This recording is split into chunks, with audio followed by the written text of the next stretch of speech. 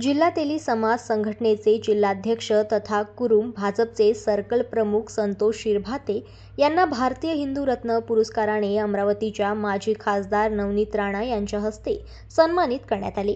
नेहमी युवा हिंदू वर्गाच्या समस्येला वाचा फोडणारे संतोष शिरभाते यांच्या कार्याची दखल घेत तेली समाज संघटनेच्या माध्यमातून द फेअर विजन फाउंडेशनच्या वतीने हा पुरस्कार घोषित करण्यात आला होता।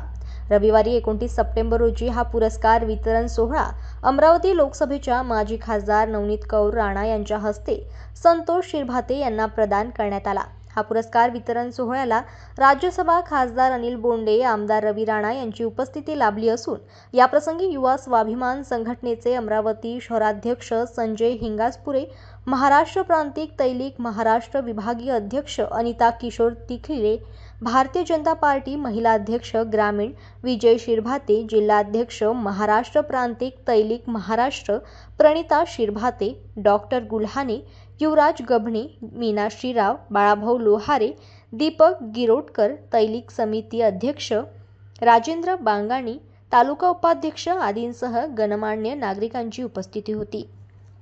जनमत लाईव्ह न्यूज करिता अकोलामधून संजय उमक यांची रिपोर्ट।